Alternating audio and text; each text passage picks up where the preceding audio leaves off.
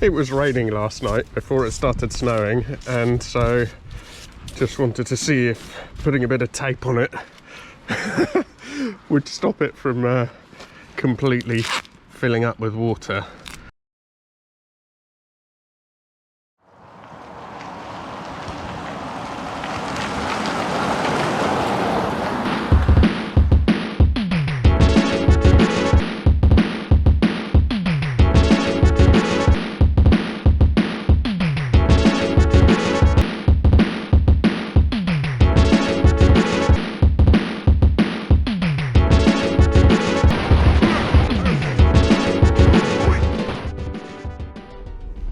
Everybody, welcome from me and welcome from Sumo, my £850 LS400. Now that may seem like a bit of a bargain, but there are reasons for that, and we'll go into that a bit later. But essentially this is the second car in my sub £1,000 Luxobarge series. Now my S500 I bought on eBay at auction for £900. That turned out to be an amazing car, and I liked it so much, and in my old age I think I'm starting to like a bit of luxury, so I thought, well, you know, why not do a series? So this is the second car, and then we'll have an Audi, I'll have a Jag, have a BMW, and sort of go from there. You know, the big ones, the 7 Series, the Audi A8 and so on. XJS, is it, the Jag? So there is one immediate thing about Sumo that has been really annoying me, and that you might have noticed, that you might be able to see, and that is just that... Where am I going here? Yeah. And that is the ride. The ride for what is supposed to be a Luxobarge is just terrible, and I don't understand what's going on. If maybe the wrong shocks have been put on it. It definitely hasn't been slammed before or anything, I don't think, because the owner was an elderly gentleman. He had it for a long time. I don't think it's been mucked around with particularly, but the primary, is it the primary ride? Anyway, it's terrible. When you speed up it gets better, as it does in most cars, but for what is supposed to be a luxury limo, the ride is wholly inadequate. So I bought this from Simon, who is a viewer. Hi Simon. And he explained to me that his dad had it for years, and he literally used to use it to go down to Spain and back, and they spent a long time in Spain, and I think that would explain the fact that, at least, I haven't had a proper deep look, but at least at a cursory glance there doesn't seem to be much rust around it, which is great, because that is the biggest problem with these. So going down there, maybe it missed, you know, a lot of the big British winters. It does have 190,000 miles though, so it is a big mileage. They say that Lexuses sort of shrug it off apart from the rust, so hopefully it'll be okay, but it is a big mileage, and that's one of the reasons for the cheap cost. Not just the mileage, because it would still probably be worth a bit more, but it had its last cam belt change at around 95 or 98,000 miles, so it's due another cam belt change, and when a car is worth so little, cam belt change, I think if you shop around, probably going to be about £500. So that definitely makes a difference, and that is one thing.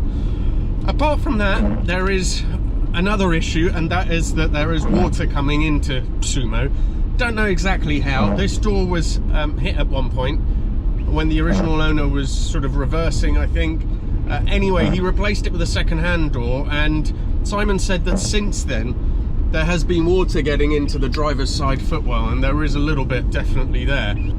It doesn't look like it lines up 100%, but all the same, I'm not sure if that could be the reason why there is water coming in. I know there's other possibilities, so that's definitely something I'll have to look into. And you can see what happens. Right now it's warmed up and cleared, but earlier on you can see the rear screen and everything. Definitely evidence that, you know, there is a water problem with this car. The instrument binnacle is just completely dark. That is not a feature. So it doesn't distract you. It genuinely is, again, a known problem with these. But Simon had said that previously this had happened when they hadn't used it for a while, especially when water got in. But once they'd used it, warmed up, it just came back to life. I don't know if it will or not, but I believe it's not an insurmountable problem, or a really difficult problem, even if it is, so that's okay. Much more concerning to me is the ride and the water that's coming in. Also, it is tatty in places. Obviously you would expect that for a car at this price, but the interior definitely hasn't survived as well as I'd hoped. But we'll stop in a moment and we'll have a closer look at the cosmetics of everything. The engine is fantastic. It is not got gobs and gobs of power, but it's got enough to get you going and to make sure that you're unruffled. It's got absolutely enough for what you need. But yeah, it doesn't feel massively muscular. It's incredibly smooth.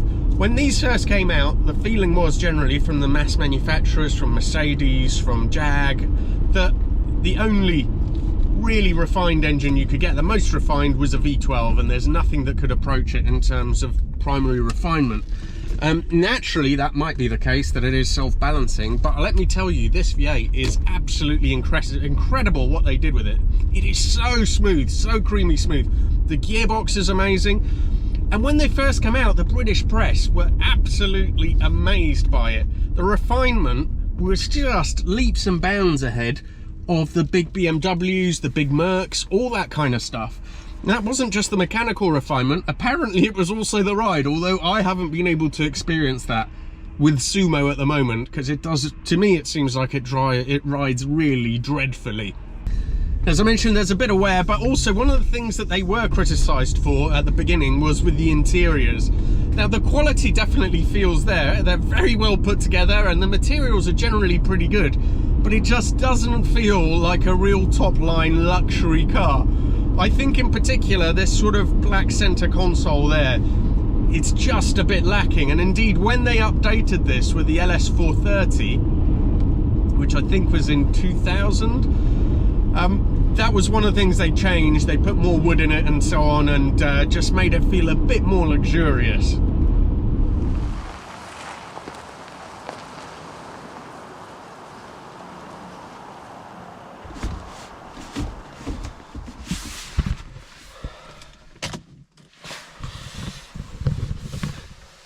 So let's take a closer look at Sumo and what's going on here. So the interior, which I did criticise slightly for being a bit too plasticky and not quite luxurious enough, though, 190,000 mile car. Seriously, if this car had 10,000 miles, the state of those buttons, you would not dispute it. So the actual, you know, the switchgear has lasted incredibly well. I can't really say much about that because it doesn't light up. And the leather actually does show quite a lot of signs of wear. So this seat, for example, which is the passenger side seat, could definitely be rescued, and I think just a bit of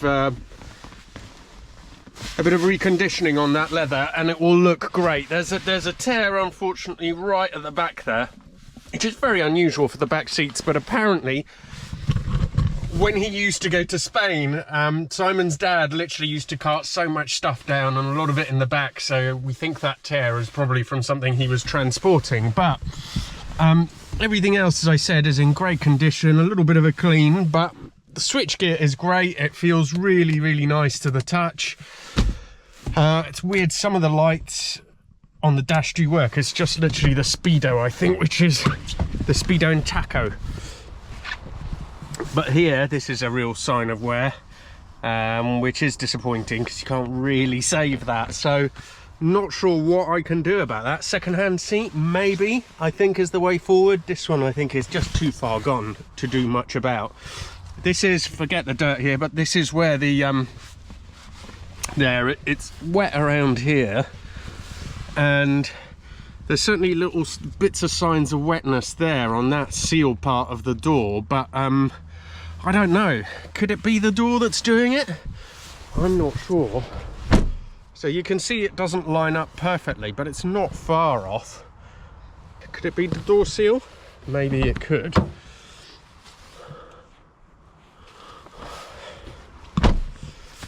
Body-wise, it's really dirty, but I was saying, in the main places that you look, I mean, that's all just mould, but there's no bubbling that I can see anywhere.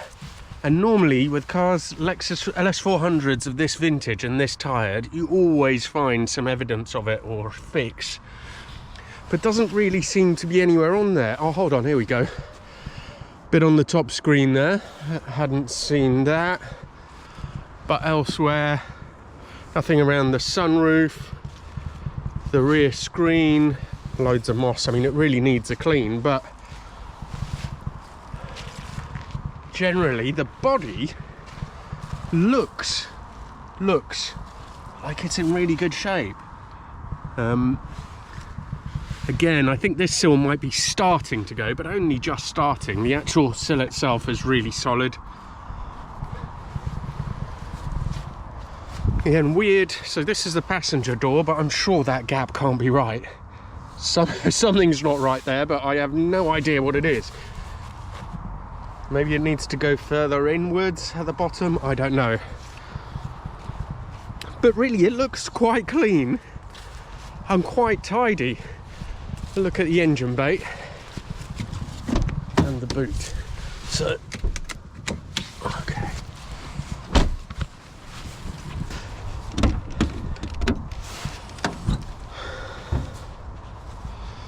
That is a little jewel. That really is. And of course you can't really tell anything because it's covered in plastic. You can only see a couple of bits, but you know, I'll have to have a look at it with someone who knows these engines. But it runs really well and it all looks okay in here. It's got a new battery apparently from Toyota. I think it's got a guarantee that runs with it. But everything here looks all right. There's no signs of damage or crash repair. You know, it's just tired, dirty, but not bad. Oh. Here in the boot, nowhere near as much stuff as in my camouflage Merc, the Bismarck. Spare tyre, a couple of bits. I don't know where the actual tyre iron is to take the wheel lugs out. I can't see that.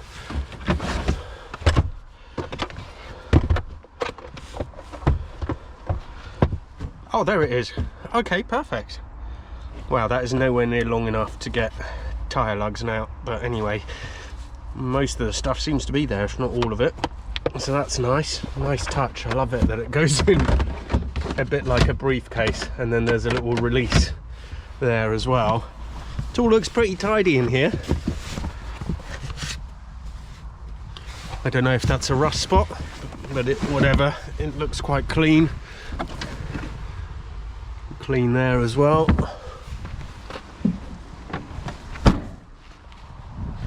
So they're quite cool, these LS400s. There's something about them. See here as well, you've got like a little, all these little pull-out briefcases, and there's some documentation here. It's not a huge amount, to be fair. There's only a few. It's mainly old MOTs and stuff, and an owner's manual, but better than nothing.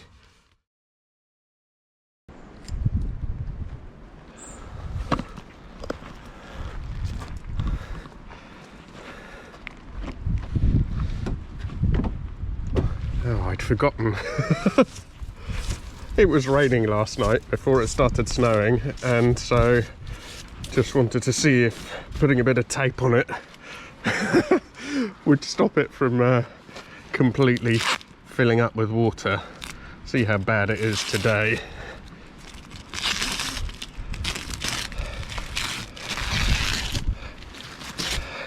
So got downstairs this morning and it had snowed. Perfect. Perfect to test out Sumo and see how he does. But I'm just going down the road now, literally at a few miles an hour, and I don't know if you can see just how I'm being sort of moved around. So there's definitely something going on with that suspension. It just, it's just so wrong. So anyway, what's happening now is that I'm going to pick up my mate Andrew, who has bought the S500. So as a spin-off from that, I'll do a video to follow, so keep an eye out for that, comparing these two, which one's the better sub £1,000 luxury car. And I will give this a pass in terms of ride, because obviously it's it's not quite right at the moment. Well, here I am back in the S500 from one last time. My friend Andrew's coming and I'm just picking it up from the station. He's going to be buying it. And basically, is this, you know, there he is. Is this going to measure up? So is the Lexus going to measure up to this? Who knows? There we we go. Hey dude, how you doing? Hello, mate. Yeah, nice to see you, buddy. All right, man. Here we are. There's Man. the beast. This thing is just like, I think it's amazing. But look, It's rock solid. I mean, yeah, but also, I mean, look at the ride, Look at the way ride, it feels, the style. I mean, it's unreal. I saw the girls lining up to get in the back. That's right. It's a chick magnet. It's definitely a chick magnet. Or they think that you're a cab driver or something. Possibly, yeah.